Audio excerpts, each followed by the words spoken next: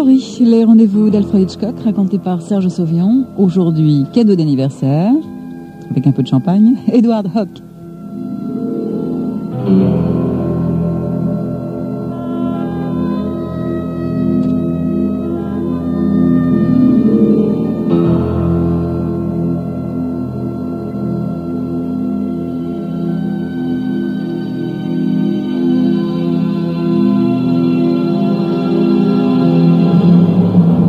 Chacun dans son répertoire a son anecdote ou son histoire drôle favorite, n'est-ce pas?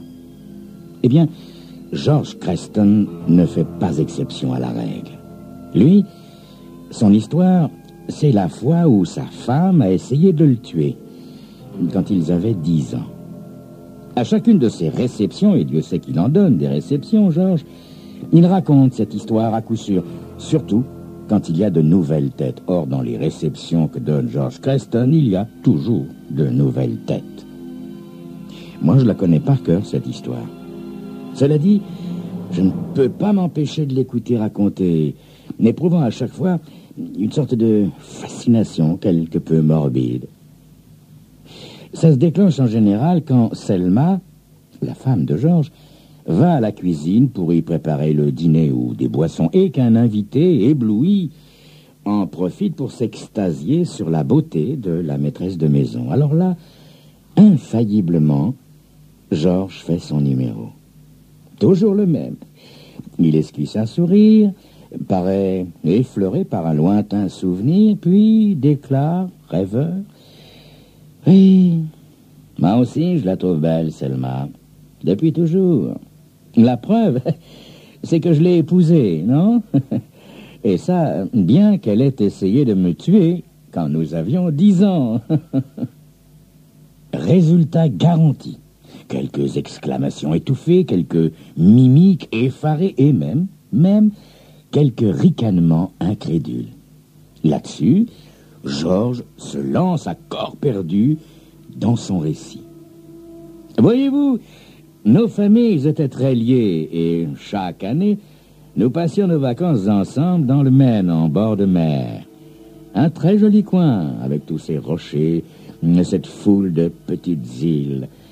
Nous disposions, mes parents disposaient d'un cottage dans la baie de Jericho, sur une petite île non loin du rivage. En fait, ça n'était pas à proprement parler une île, car un pont à péage la reliait au continent. Mais nous, les enfants, nous ne l'admettions pas, ce pont. Nous le boycottions en quelque sorte.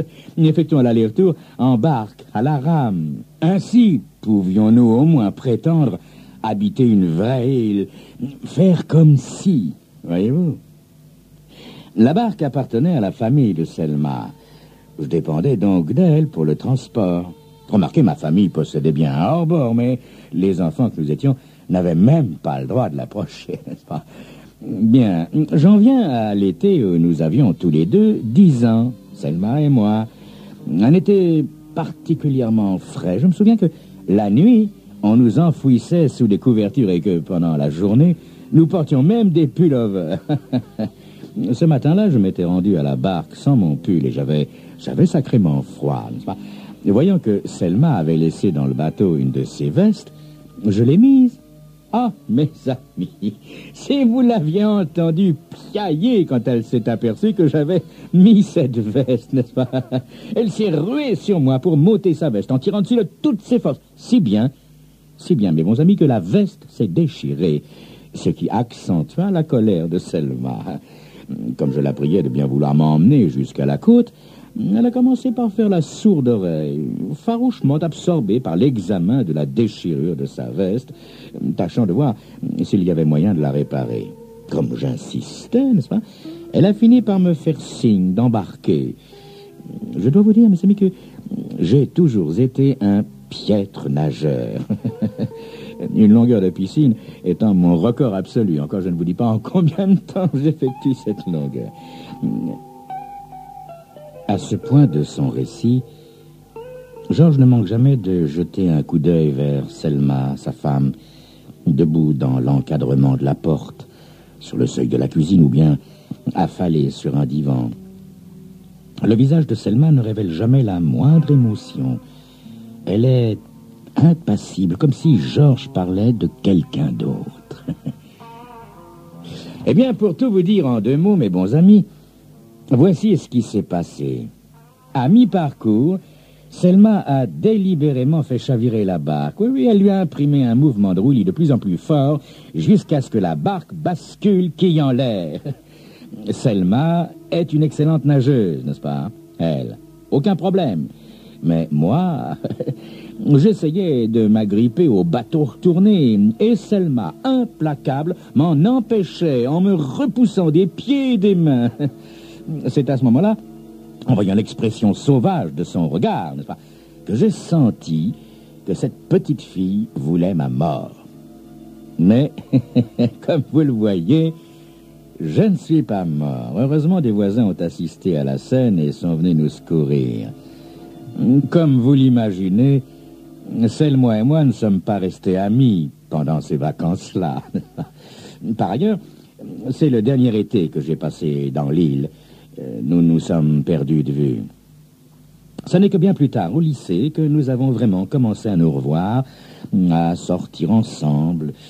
La dernière année, en fin d'études secondaires, quand il s'est avéré que nous allions être inscrits tous les deux à la même université. Je suppose que, chacun de notre côté, nous nous sommes dit qu'il ne serait pas mauvais d'avoir quelqu'un sous la main, comme on dit, pour les sorties, en attendant que quelque chose de mieux se présente. Mais rien ne s'est présenté, et pour cause, nous nous sommes mariés tout de suite après avoir reçu notre diplôme. Nous nous sommes mariés, Selma et moi.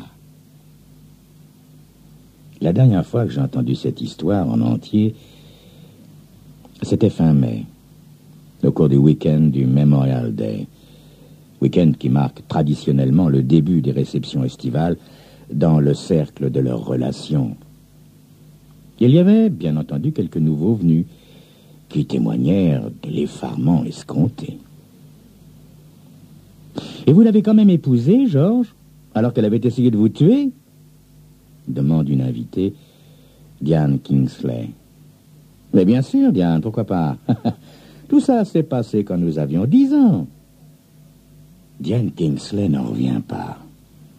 Elle regarde Selma, médusée. « Selma, vous vouliez vraiment tuer Georges, ce jour-là ?»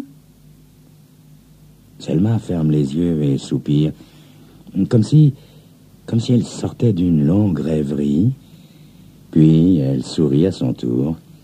« Oui, Diane, il semblerait que oui. Mais à franchement parler, je ne m'en souviens pas très bien, beaucoup moins que Georges, qui en parle toujours avec la plus grande précision, n'est-ce pas? Mais enfin, Selma, dites-moi, avez-vous jamais eu envie de tuer Georges depuis? Ma foi, Diane, ça fait 10 ans que nous sommes mariés, Georges et moi. Ça fera 10 ans la semaine prochaine, très exactement. Selma, possédez-vous un bateau, Georges et vous? Non, Diane, mais peut-être devrais-je lui en offrir un comme cadeau d'anniversaire.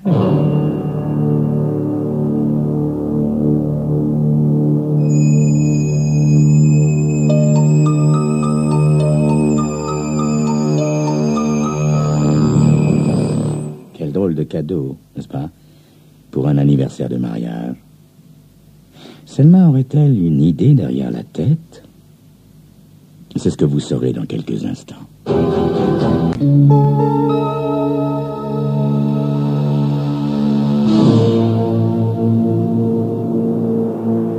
Je m'approche d'elle, tout aussi discrètement.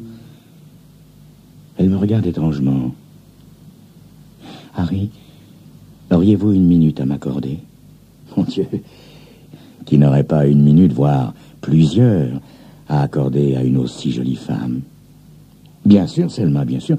Pour vous, j'ai toujours tout mon temps. Harry, c'est à propos du cadeau d'anniversaire de Georges. Selma, voulez-vous vraiment lui offrir un bateau? Allons, Harry, allons. Soyez pas stupide. J'offre à Georges une chaîne haute fidélité et j'aimerais que vous m'aidiez à l'installer. Il a une réunion d'affaires vendredi soir, c'est-à-dire juste avant notre anniversaire. Si vous êtes libre ce soir-là... Mais avec plaisir, Selma. Je serai libre ce soir-là. Alors, Harry, à vendredi, vous m'aiderez? Oui, Selma, à vendredi. Je vous aiderai. C'est le mercredi suivant, au cours d'un déjeuner en ville dans un restaurant très fréquenté, qu'une vague relation, un dénommé Albert Green, fait allusion à la possible infidélité de Selma. Il me demande, mi-figue, mi-raisin, « Vous voyez toujours autant Selma ces temps-ci, Harry ?»« Ah oui, j'étais chez elle l'autre soir, oui. Pourquoi ?»« Je me suis laissé dire qu'elle avait une liaison. » « Quoi? Selma? Oh non, je n'en crois rien. Mon cher Harry, je ne fais que vous répéter ce qu'on m'a dit, c'est tout. N'importe comment. Ça m'étonnerait qu'elle divorce de George et renonce ainsi à tout son argent. Et dites-moi, de qui s'agirait-il? Green hausse les épaules. Je ne sais pas, Harry. On ne m'a donné aucun nom. Remarquez, elle est encore très, très appétissante, hein, la petite Selma. Le vendredi soir, comme prévu, je me rends chez George et Selma. Selma est très belle ce soir-là. Elle porte un pantalon fauve, foncé et un chemisier assorti. On lui donnerait 19 ans. Oh, Harry, vous voilà. Comme c'est gentil. Mais je vous l'avais promis, Selma. Alors, où est-il ce fabuleux cadeau d'anniversaire? Suivez-moi, Harry. Elle m'emmène par l'extérieur jusqu'à l'arrière de la maison, contourne la piscine éclairée, dont ils se servent rarement, sauf par grande chaleur, et ouvre les portes vitrées du patio couvert. J'inspecte aussitôt une série de boîtes et de caisses empilées. Oh, Selma, eh bien, mes compliments. Il y en a pour plusieurs milliers de dollars. Oui, Harry, c'est ce que George désirait, et les 10e anniversaires n'ont pas lieu tous les jours, n'est-ce pas? Ni même tous les ans. Je me mets au travail avec le concours intermittent de Selma, déroulant et raccordant des fils, installant et orientant les enceintes acoustiques. Il me faut près de 2 heures avant de pouvoir m'estimer satisfait du résultat. Voilà, Selma. Qu'en pensez-vous? Ça ira? Pour toute réponse, Selma choisit un compact et l'introduit. Le résultat dépasse toute espérance et je la vois sourire de contentement. Oh, Harry, vous êtes un magicien, un véritable artiste. Merci infiniment, Selma. Harry, j'aurais peut-être encore un petit service à vous demander. Voyez-vous, il faudrait qu'il y ait d'autres enceintes dehors, près de la piscine, là-bas, de l'autre côté. Est-ce que ça vous paraît faisable? Je réfléchis un instant pour étudier le topo. Oui, c'est faisable, Selma. Mais il faudra ajouter du câblage, parce que il faut que les fils soient suffisamment éloignés de l'eau, n'est-ce pas? Des fils électriques autour d'une piscine peuvent être mortels. Ces derniers mots déclenchent un minuscule tressaillement sur les jolis traits de Selma. Alors, Harry, il suffira de se montrer prudent. Oui, Selma. De toute façon, George doit se servir très peu de la piscine, hein, lui qui est un si piètre nageur. Je vois à quoi vous faites allusion, Harry. Elle est odieuse, cette histoire. C'est bas, c'est vil. Ça fait 10 ans que George s'obstine à la raconter à tout le monde. C'est son petit côté sadique. Dites-moi, Selma, vous vouliez vraiment le tuer ce jour-là? Je ne sais pas, Harry. Je ne sais pas. Et pourtant, je me souviens parfaitement de ce jour-là, comme si c'était hier. Mais que cherche-t-on au juste quand on a 10 ans? Je voulais me venger pour cette veste déchirée. Je voulais... Je ne sais plus, je ne sais pas. Mais vous l'avez quand même épousée, hein, Selma? Oui, Harry, oui. Nous avions 20 ans. George était en passe de devenir très, très riche. Il était très séduisant et je le connaissais depuis toujours. Notre mariage semblait programmé depuis notre naissance. Selma me tend une bobine de fil que nous déroulons à travers les buissons, veillant à maintenir les fils écartés au maximum de la piscine. Dites-moi, Selma, il y a quelqu'un d'autre dans votre vie, n'est-ce pas?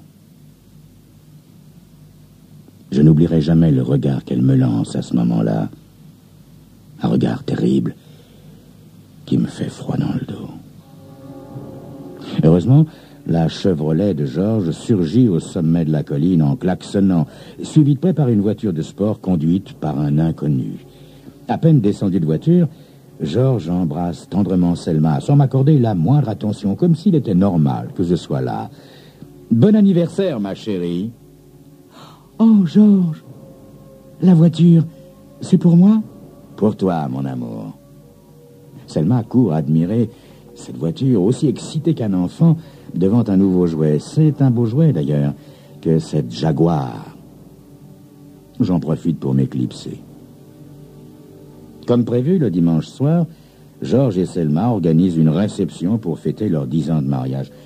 Je ne regrette pas mon installation, car la musique qui remplit la maison et le jardin, la musique est d'une sonorité exceptionnelle, d'une très grande beauté.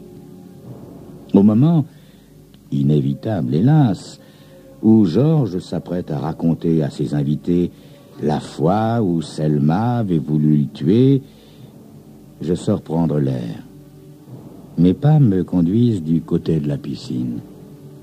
Soudain, je m'immobilise en apercevant un fil électrique qui part d'une fenêtre du second étage et qui passe juste au-dessus de l'eau pour rejoindre un arbre de l'autre côté. Qu'auriez-vous fait à ma place? Jouer les pompiers de service? Interrompre la réception, d'autant qu'il faisait bien trop frais pour que qui que ce soit ait envie de se baigner. J'étais fatigué.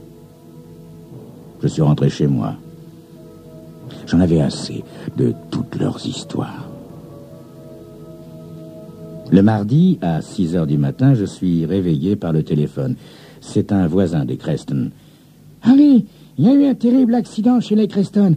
Vous feriez bien de venir. » Une demi-heure plus tard, j'arrive chez Georges et Selma Creston. Je me gare près de 2 voitures de la police locale et j'entre dans le salon en prenant bien soin de ne pas regarder du côté de la piscine. Alors qu'un agent en uniforme s'approche de moi, la porte du living s'ouvre. J'en ai le souffle coupé. Je m'attendais à voir Selma et c'est Georges qui sort de la cuisine. Georges, blanc comme un linge. « Bonjour, Harry. Je suis content que tu sois venu, vois-tu? »« Georges, je pensais... Que s'est-il passé? » ?»« Selma est morte, Harry. Les freins de la Jaguar que je lui ai offerts ont lâché au mauvais moment. Harry, c'est terrible, terrible. Pauvre Selma. » Le policier intervient. « Il faudra que nous examinions la voiture, monsieur Creston. Les freins, n'est-ce pas? »« Oui, monsieur l'agent. C'était un cadeau. Je venais de le lui offrir vendredi dernier. Cadeau d'anniversaire. Pauvre Selma. Pauvre Selma. » J'observe Georges à la dérobée. Que cache-t-il sous cet air triste et abattu? Un souvenir? Un secret? Savait-il que Selma ne l'avait épousé que pour son argent? Savait-il qu'elle le trompait? Qui saura jamais ce qui s'est réellement passé?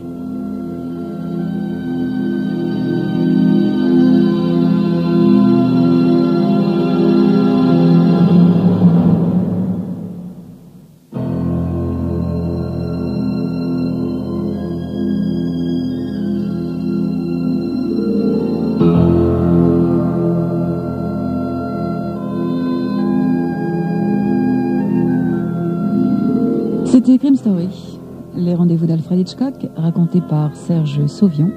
Aujourd'hui, cadeau d'anniversaire d'Edward Hawke.